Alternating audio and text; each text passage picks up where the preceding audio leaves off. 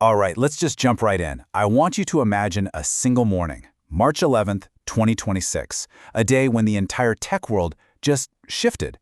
This isn't a story about one single invention. It's about a bunch of announcements that seem separate at first, but when you put them all together, they spelled out a massive change in how we relate to artificial intelligence. And that's really the big question we're tackling here. What if the future doesn't show up with some big, loud explosion, but with a quiet cascade of press releases? We're going to connect the dots from that morning, a new processor, a smart home gadget, a video game, even an industrial platform, to show you how they all tell one single story. The moment AI stopped being just a tool we use and started becoming the very world we live in. So here's how we're going to break it down. We'll start with the silicon, the actual hardware making this all possible. Then we'll see how that tech makes our devices intensely personal. From there, we'll explore how we're using it to build entire virtual worlds. And finally, we'll try to figure out what it all means for our digital future. Okay, first things first, the new silicon foundation. Every revolution, whether it's industrial or digital, is built on something physical. For this new age of AI, it's all about a mind-boggling leap in processing power.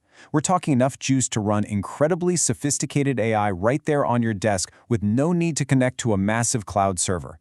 Just look at that number, 50 trillion operations per second.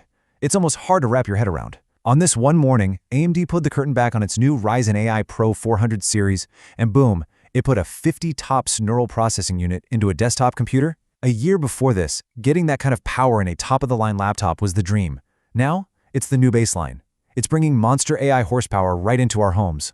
So you're probably asking, what exactly is an NPU?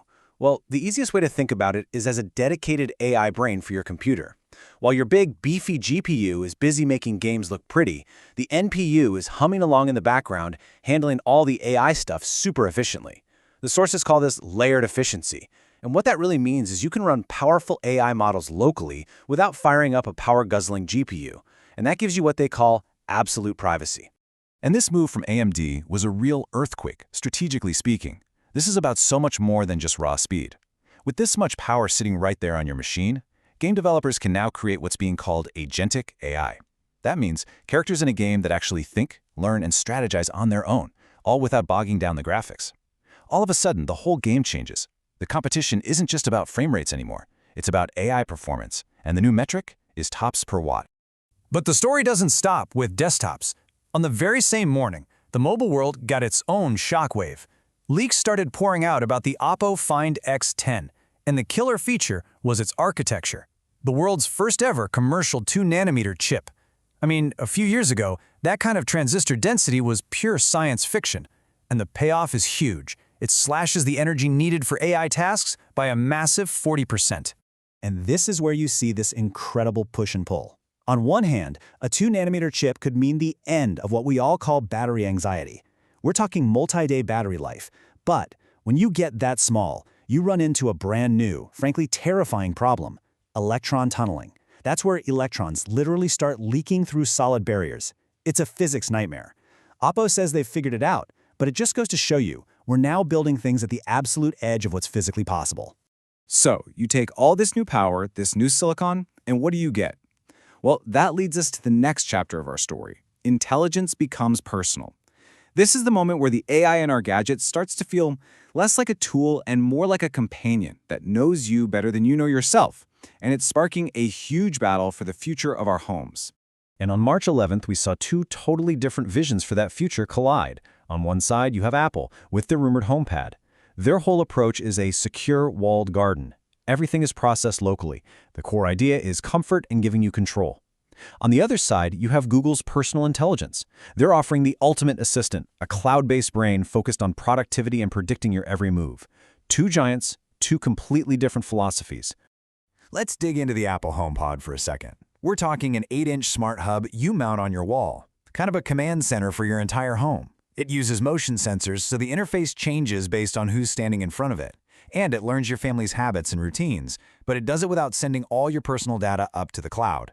It's all designed for seamless comfort, but you can see how it walks this very, very fine line between helpful and, well, constant surveillance. Then there's Google's approach, which one source called contextual ghosting. And yeah, that's an intense name for it. It's basically an always-on version of their Gemini AI that watches everything you do digitally. It listens, it learns your patterns, and then it starts to predict what you need with 90% accuracy. It doesn't wait for you to ask, it just acts. It drafts your emails, pulls up files before you even think to look for them. It's basically a digital twin of you, but with a perfect infinite memory. And this quote from the source material just gets right to the heart of it all. This is the fundamental trade-off that was laid bare that morning. Google is offering you this incredible, almost magical level of convenience and productivity, but the price you pay is total, absolute transparency of your digital life. So the question is, are you willing to sell your digital soul for that extra 10%? So AI is in our hardware, it's in our homes. What's next? Well, we start using all that power to build entire simulated realities. Welcome to the era of living in virtual worlds, where that line between what's digital and what's real starts to get really, really blurry. And a perfect example of this also dropped on March 11th. Nintendo unveiled Pokefaphia. Now, on the surface, it looks like a classic cozy life sim game, but under the hood, this thing is an absolute beast. Each and every Pokemon has a unique digital personality that's driven by its own AI engine. It actually learns from how you play and to interact with it. This is how you create what the source calls living interactive worlds. And that is the key here. The massive power boost in the new Nintendo Switch 2 isn't just about making the graphics look prettier. The real goal is what they're calling emotional immersion. It's about using AI to make your digital pets learn what makes you happy, to forge a real personal connection with you inside a virtual world. Now, this idea of building virtual worlds goes way beyond just video games. And that brings us to this incredibly important concept, the digital twin. A digital twin is an ultra-precise, sometimes molecularly accurate, virtual copy of a real-world object or system. This lets you run millions, even billions of simulations and tests in a digital space before you ever build a single thing in the real world. And the real-world impact of this is just insane. On that same morning, the company Synopsys announced its new digital twin platform. Look at this chart. Using their system, the development time for a new smart car goes from 5 years down to just 18 months. That isn't just an improvement, that is a complete revolution in how we design and build complex machines. And here's the mind-blowing result of that. By running millions of simulations, testing every possible crash scenario, every sensor failure, every traffic jam imaginable, a car designed this way is essentially born with the equivalent of a century of real-world driving experience. The roads of the future are no longer being built with asphalt first. They're being built and perfected in silicon. Okay, so we've seen new silicon, we've seen deeply personal AI assistants, and we've seen entire virtual worlds. Now let's pull all these threads together and try to see the big picture of the digital future that was unveiled that morning. So here's the quick digest of that day. First, you have hardware sovereignty. AMD and Oppo basically put a flag in the ground and proved that raw processing power is still king. It's the foundation for everything.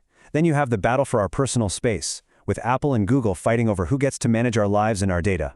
And finally, you have absolute virtualization, with companies like Nintendo and Synopsys showing us that they're not just building apps anymore, they're building entire new realities. And all of this leads to the one single ultimate takeaway from that incredible morning. If there's one message that all these different companies were sending, it's this. In a world where everything, from our cars to our pets to our own personalities, is being virtualized, the only truly valuable asset is raw computational power. It is the bedrock, it's the new oil, it's everything. Which leaves us with this final question, because this is the real choice that the morning of March 11th, 2026 presents to every single one of us. As AI becomes everything, what do you want more? Do you embrace the power of a digital soul, an all-knowing AI that makes your life perfectly efficient? Or do you retreat into the perfect peace of a virtual island, an immersive world designed to make you happy? The future is here, and it's asking you to choose.